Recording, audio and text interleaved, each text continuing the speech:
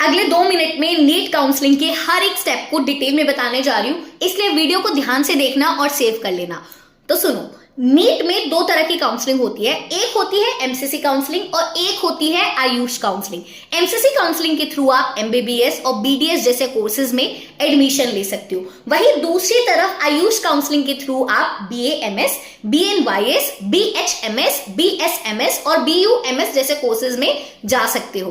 अब बात करते हैं एमसीसी काउंसलिंग की। जितने भी गवर्नमेंट मेडिकल कॉलेजेस हैं इंडिया में, उन सबकी 15% सीट्स ऑल इंडिया कोटा में रिजर्व्ड रहती है। मतलब अगर आप राजस्थान में हो और आपको वेस्ट बंगाल का गवर्नमेंट मेडिकल कॉलेज लेना है तो आप एमसीसी काउंसलिंग के थ्रू उसके लिए अप्लाई कर सकते हो। इसी के साथ साथ जितनी भी सेंट्रल यूनिवर्सिटीज है जैसे बीएचयू और एएमयू, इनकी 100% सीट्स एमसीसी काउंसलिंग के अंदर आती है। एम्स, जिपमर और एएफएमसी जैसे टॉप कॉलेजेस की भी 100% सीट एमसीसी काउंसलिंग के थ्रू अलॉट होती है। इसी के साथ जितनी भी डीम्ड यूनिवर्सिटीज है उनकी भी 100% सीट्स एमसीसी काउंसलिंग के अंदर ही आती है।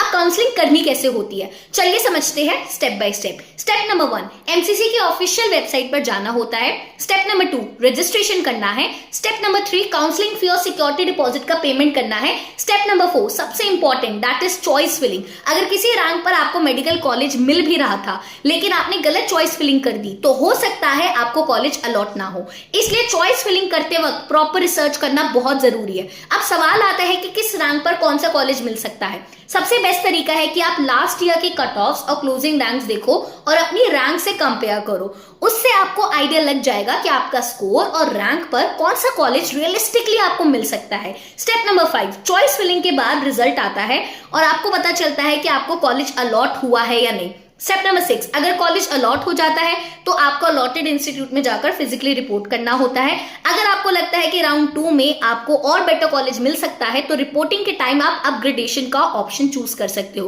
अगर राउंड 2 में बेटर कॉलेज मिल गया तो राउंड 1 वाली सीट ऑटोमेटिकली कैंसिल हो जाती है और अगर राउंड 2 में कोई बेटर सीट नहीं मिली तो आप राउंड 1 वाली सीट रिटेन कर सकते हो। इसी तरह काउंसलिंग के मल्टीपल राउंड्स होते हैं। Round number 1, round 2, round 3, mop up round जिसको पहले कहते थे, स्ट्री वैकेंसी राउंड। हर राउंड में आपके पास बेटर कॉलेज या सीट अपग्रेड करने का मौका होता है। अब बात करते हैं स्टेट काउंसलिंग की। हर स्टेट अपनी अलग काउंसलिंग कंडक्ट करता है। गवर्नमेंट मेडिकल कॉलेजेस की 85% सीट स्टेट कोटा के लिए रिजर्व्ड रहती है। अगर आप स्टेट काउंसलिंग में पार्टिसिपेट करना चाहते हो तो जनरली आपको स्टेट की एलिजिबिलिटी या डोमिसाइल कंडीशंस फुलफिल करनी होती है। इसलिए स्टेट काउंसलिंग के रूल्स को ध्यान से पढ़ना बहुत ज्यादा जरूरी है। बस इतना समझ लो, एमसीसी काउंसलिंग आपको इंडिया भर के कॉलेजेस का ऑप्शन देती है और स्टेट काउंसलिंग आपको अपने स्टेट की 85% कोटा सीट्स के लिए कंप्लीट करने का मौका देती है। तो